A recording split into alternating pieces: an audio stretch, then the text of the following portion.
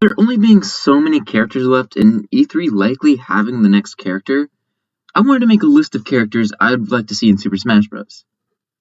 Note, I don't think all of these characters are super likely, but after playing their games, I've grown deeply attached to them, so without further ado, my top 10 characters I want to see in Smash, in order. This is mainly split between Yuri and Lloyd, seeing as those two are from the only Tales games I've played for myself. A new Bandai Namco character isn't necessarily needed, but Tales of is such a massive series, it even plays very similar to Smash to the point that it's almost a shock that the most we've seen of it is Lloyd's Mii costume. Odds are we'll see said Mii costume return at some point, but in Smash 7 we'll hopefully see one of them as a fully realized fighter.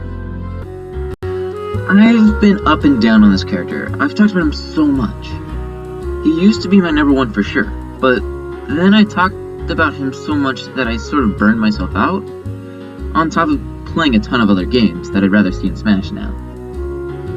Now I've sort of returned to really wanting him, albeit not as much as I once did.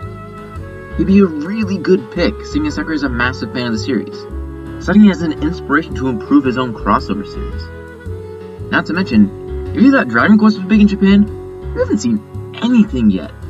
He looks like a religion over there. My big hope for this character is that he somehow references 358 over 2 days, most likely via the final Smash being Ragnarok. How likely he is being up for debate, you have to admit how massive Crash is. And the reveal trailer simply writes itself. Crash suit guy walking up to Nintendo HQ screaming at Plumber Boy, only for Mario and the rest from the Smash 64 commercial to walk up and gut punch him. Crash has some fantastic music to pull from, and as far as beach levels go, it's hard to top Insanity Beach. Come on! It's been literally a decade almost since Ubisoft sent over that Rayman model for Smash 4, and the Artsy Omni situation. Rayman is such an icon, he's lasted several decades despite there only being 5 games. Disney even considered him for Disney Infinity alongside Mario and Sonic for Wave 4 of Disney Infinity. Although I must say, I'm very interested in what they do for the amiibo. Bet you didn't see this one coming. That's right, I'd rather see Sam Fisher stealth his way into Smash before Rayman. Name a more influential author for video games than Tom Clancy. Go ahead, I'll give you your time.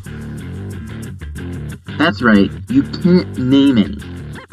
While Snake started the stealth genre, it was Sam over here that put it on the map.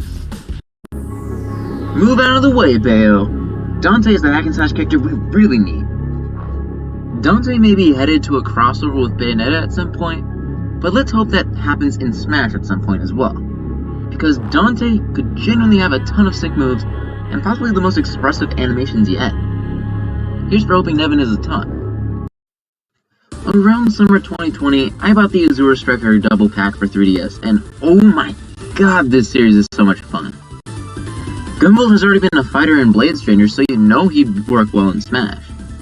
And the music ain't half bad either. So long as they don't go with Mighty Number 9 instead, because that was a train wreck. Also, there better be a cope and all.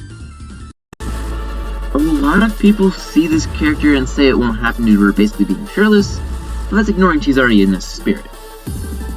Out of all indie characters, I'd definitely say she has the best shot, whether it's one of our final DLC characters for Ultimate, or the next game, as she gained a massive resurgence of fans in Japan, due to her games finally releasing over there. Way Forward clearly won it, and Sakurai apparently knows Matt Bozon, so who knows, maybe one day. Also, she's voiced by Christina V, and not to be creepy, but she's my favorite voice actress ever.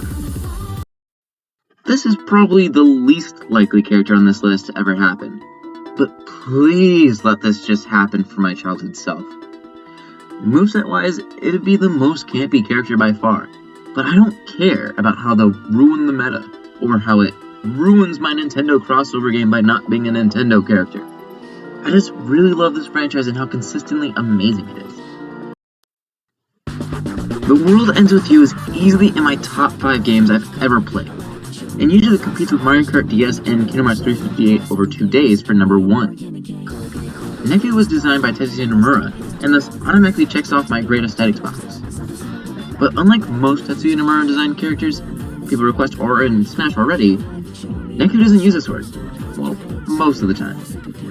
In fact, he's probably the most unique Square Enix protagonist in terms of movesets, seeing as he holds a large variety of sights, allowing Neku to unleash attacks like Flame Shield, Toss, or even just a straight-up Boombox. But what really interests me for Neku's moveset in Smash would be how would they handle the partner mechanic? They could act like assists, or like Arsene, or simply Pokemon Trainer passing along a puck. And how could I possibly talk about Tui in Smash without mentioning the untouchable soundtrack Neku would bring? If you've never heard these songs, do yourself a favor and search up Twister The World Ends With You. So, what did you think of my list? I know a few of these overlap with a lot of other top 10 lists, but my opinion just happens to agree with those. And if you want to tell me your most wanted characters, feel free to tell me in the comments. I'll be looking around and see if there's anything really interesting that I'd never even thought of. Anyways, see you all next time.